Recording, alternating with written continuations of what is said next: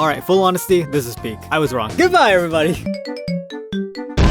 It's so funny how low the season got, and then BAM! Here's the best thing since Zane getting a girlfriend. No more chicken nuggets for me, this was a full steak and potatoes. We got the drama, the action, the mystery, the funnies. The only thing missing was another product placement. Gee, I can't wait to eat my mermaid tail guppies. That's not funny. If you saw my last video, then you'd know that I haven't been liking these past few episodes because the story kinda came to a halt. We stopped focusing on the wolf, on Caspian, on the black tears, and our characters had their memories wiped because they just didn't talk about any of the plots. It felt like things were just kind of happening and we would move on to the next plot point. It started to feel like the consequences were not going to matter. But lo and behold, we got literally everything I was hoping for and more. This episode is full on consequences to everything that has happened thus far. Truly, you should watch this. I know I said a lot. I know a lot of people weren't happy, but trust me, things are good now. Things are really good now, and I'm so happy and satisfied with these episodes. But enough about that, let's actually talk about these episodes, because there's a lot to talk about. Also subscribe! So we pick up right where we left off. Aphmau has been kidnapped, and the Marines want to beat up Eren for some reason.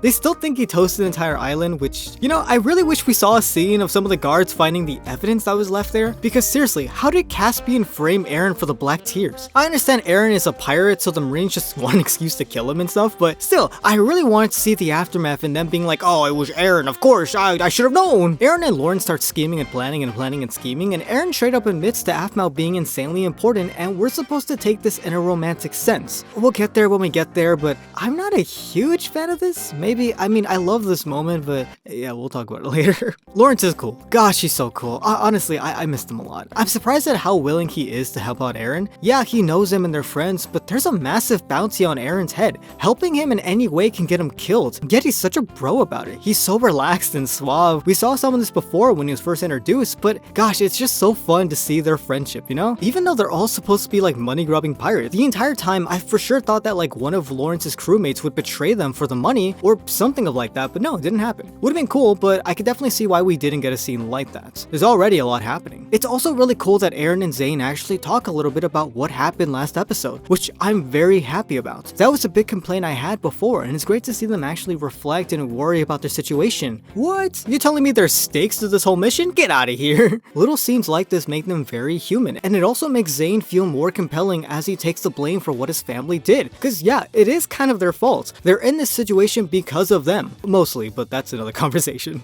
I really wish we had mentioned Lumi though. Like, I hate how we just left her by herself. I love that she was a part of the plan and she helped out, but her not being here really sucks. Then again, while watching this episode, it's hard to have her do stuff. She's a little overpowered, so having her distract or pull people through walls and stuff would have just made things so much easier. Especially when the whole plan involves getting Eren into the fortress to save Aphmau. Lumi could have just brought Eren in there or just grab Aphmau and take her away. So yeah, I can definitely understand why the story decided to not have her in these episodes. Still sucks though, I love Lumi. I thought this Captain Marine guy was just a nothing villain, but I'll admit, I was really into him. He does feel very threatening, and I was genuinely worried for Aphmau. It feels almost gross with the way he talks at her, and is just waiting for Eren to show up. The writing is on point here. I still don't like Aphmau just being a damsel in distress, but I'm really glad we took this time to showcase like, oh, this is a villain. He sucks. And look, Aphmau is trying to escape. She is not just sitting there. God, the amount of anxiety I felt when she finally managed to break the glass. I actually screamed a little bit because I was like, oh my god, what's gonna happen to her? I was worried they were gonna rough her up a little bit or like beat her ass. That just shows like how much tension there was in these scenes. Oh yeah, Edwin was here too, but he kind of has second doubts, I guess, and he helps a little bit, but honestly, who cares? Eren punches him and that felt great. Oh right, Eren, yeah, let's talk about that. So the whole plan is to crash Lawrence's ship and cause a giant distraction by having his crew wear red coats, so they can pretend to be Eren's saber. And while the military people are distracted, Lawrence will deliver goods inside the enemy territory, and that will let Eren sneak in. Yeah, so it's good, but could definitely use some work because it just doesn't make sense. I like the plan. I really like it. It's very dynamic. It feels great for the show, but not to be that guy. If a whole crew of Erens came, Wait, not like that, hold on. If there was a giant battle of pirates that all claimed to be Eren Saber just by the dock, that's very obviously a trap. And doesn't that mean that they would also close or barricade the doors or just have more protection, have more guards? I know they want to let Eren in so they can kill him, but they should be on lockdown, right? I mean, yeah, that's the whole point of the scene, right? Lawrence is trying to lie and bullshit his way in and say like, oh, it's last minute delivery, you know how it is. But really, during a moment of chaos? I don't think, you know what, I'm not gonna think about it. Cause Zane finally used the soul echo, yeah! I have been waiting for this! This scene is so goofy. I know this feels a bit random because the entire episode has been serious, but I like it. I don't care because it's fun and they all stay in character and it's great. They're not doing anything that they already wouldn't, like Zane walking like a crab. That's really funny. Genuinely, I'm very happy about this. It's good. It's great. This also confirms that anyone can use the Soul Echo, I think. I thought it was just Aphmau or mermaids or mystical beings, magic beings. Magic beings, what? Although Zane is now magic, right? That's gotta be it. Because Zane had it in his possession before, but it only works now. Obviously, Zane didn't mean to use it now, but the main difference is that before, Zane didn't have magic and now he has almost full control over it. Which also explains why Eren didn't change when he was holding it, right? Because he doesn't have magic. So, I think that's how that works. Also, later in the episode, Eren gives the Soul Echo to Aph so she can have legs again, but then they get trapped in the water so Aph tries to turn back to a mermaid and it doesn't work. Apparently, it has a cooldown. You're not able to undo or change what you are, which is very interesting. Also, I'm pretty sure these guys are dead. Thanks, Zane. Gosh, I feel bad. It sucks that Aphmau doesn't know what's going on, but I think I understand why Eren's doing this. At the same time, Eren, you don't just tell her these things. Don't just be like, oh yeah, things will go back to normal. They're not. You gotta take her home, buddy. She's not made for this world. She's really not safe with you. And yeah, Eren starts to realize that as this episode goes on. He really starts to understand that as he gives himself up to save Aphmau. I mean, they're after him in the first place, so she can escape since she has nothing to do with this. And it's here that we get our confession, and it's a really good moment. Eren tells Aphmau that he loves her. I don't really believe in their love story in this universe, but I won't lie, this scene really hits. It's cute. It makes me feel emotions. I got worried because I was like, oh yeah, Eren's gonna die. And then Eren saying that he needs to protect her and then saying like he loves her and he's calling her a beautiful treasure that she shouldn't have got involved with a guy like him. Oh man, that hurts a lot. No. Who wrote this? Where were you last episode? What do you all think? Do you believe in their love story or are we just blinded by our mouth ships? If I had to guess, I would assume that Eren doesn't really like losing people. I mean, that much is obvious. I don't know, guys. Does he like losing people? Which is why he initially refused love in the first season. We thought he was just some random gruff scary pirate, but I think he just doesn't want to get too attached because of what happened to him when he was a kid. You know, back when his home was on fire and he lost his mother. He doesn't have to protect Aphmau, but I'm positive he blames himself for not being able to save anyone when he was a kid. The way that I see this like romantic confession scene, I kind of see it more like family, you know? I'm not saying she's like a sister to him. I mean, she does kind of act like it sometimes, but I do think he does care about her deeply, but he doesn't want to bang her. He doesn't want to hit. I mean, how would that work? She's a mermaid. It might just be how the season has been. They had a lot more chemistry back in season 1 compared to now, so it's kind of hard for me to see this moment as a clear confession of love, but I don't know, I could be a hater. Alright, so Eren's gonna die. He should have died. That man is built like a brick wall and like iron or something. I mean, look at those muscles. This scene is so cool. They're overwhelming him and slowly taking him down as he just runs. Gosh, I was at the edge of my seat the entire time. And then the black background when he gets shot, I almost wish we lingered on that. Can you imagine if time slowed down and all we saw was Eren slowly looking at his wounds and you just hear his heartbeat? Gosh, now that's how you build tension. That is awesome. Missed opportunity! They're so cheeky with the music choice here. They know what they're doing with this song. And here's where I want to make a huge claim. The last time we heard this song, somebody died. I'm not gonna mention names.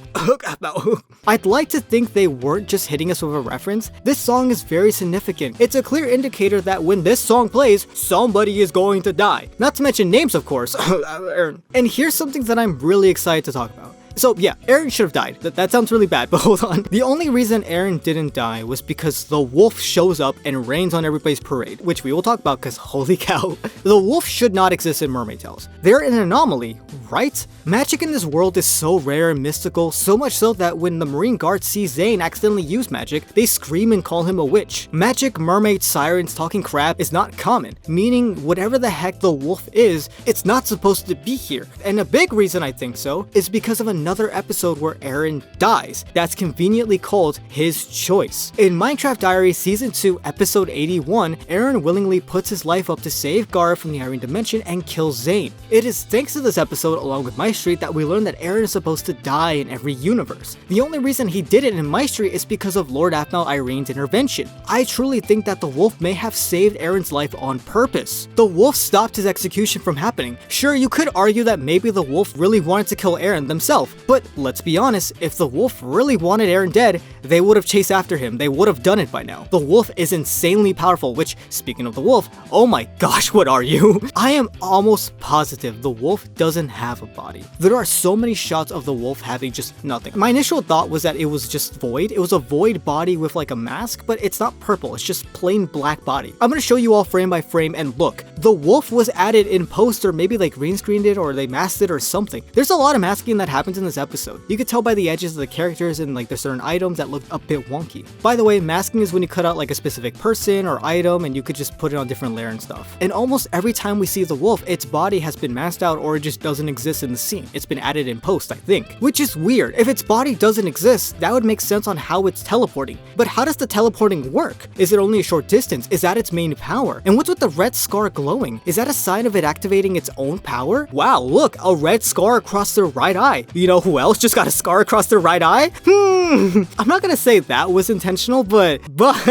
I did play around with the idea before that this mysterious wolf girl that we first see was an Aphmau variant that we haven't seen before. So this could be an Eren variant that we haven't seen either. It is odd though because Eren never had any facial scars before, right? As far as we know. I don't want to say that this is Eren from the future or something, because yeah, that would be wild, but it is very interesting that these two characters are now connected, much like our mysterious wolf girl and Aphmau. Whomever this person is, we are not meant to know their identity. We've never seen a fighter like this. They are brute strength and forceful with their approach, but they also don't kill. It had the opportunity to kill Lawrence, but it let him live. In fact, after beating Lawrence's ass, like he was able to walk and bite and do stuff. Like he was fine. Another thing that we notice is that the wolf walks really slowly and does slow turns. He's just aura farming for real. He's almost like a predator, like stalking his prey, like slowly moving so that way he can get the jump on them, right? Almost like a real animal. It's interesting. And also looking back at these scenes, the wolf could have ran at Eren or literally did anything, but he chose to disappear and stand around or just slowly walk towards him. It's weird. Their teleportation also doesn't have any weird particles or any sign that they're like rift slipping.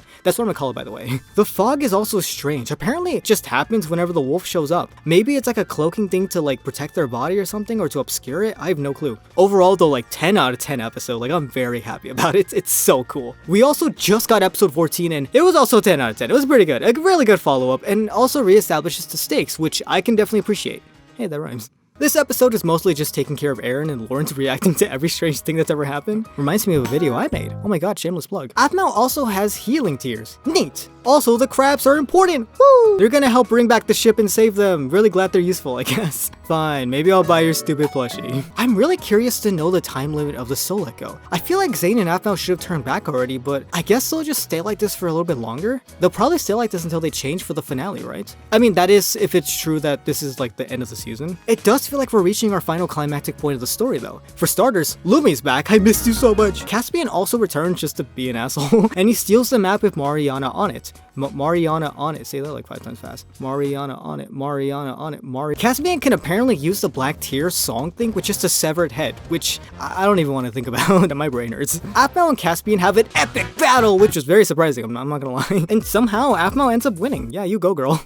And then Caspian gets eaten by a sea serpent, which you may remember from episode 1. Ooh my gosh, continuity. I hate Caspian. He's an okay villain. I just really wish we knew more about him. I wish he had more to say other than like, come with me, I need you, you don't understand. Like, gee, maybe if you explain yourself instead of being cryptic, people would actually listen to you. He says that Aphmau is needed for something bigger, but what? I can only assume it involves Mariana, right? Maybe breaking the barrier? Or getting revenge on Mariana? I don't know. I thought it was because Aphmau was special with the Soul Echo, but seeing how Caspian just took the map, I guess it has something to do with Mariana? Maybe he's just petty. He's also not dead, by the way. Him getting swallowed by the serpent can possibly mean that this attack that happened in the first episode was a setup. Aphmau getting the Soul Echo and meeting the Siren was meant to happen. Somebody planted it there, and it was possibly Caspian, we'll see. There is a lot to theorize on, but maybe we could say that for later. Anyways, goodbye, I'm gonna go eat.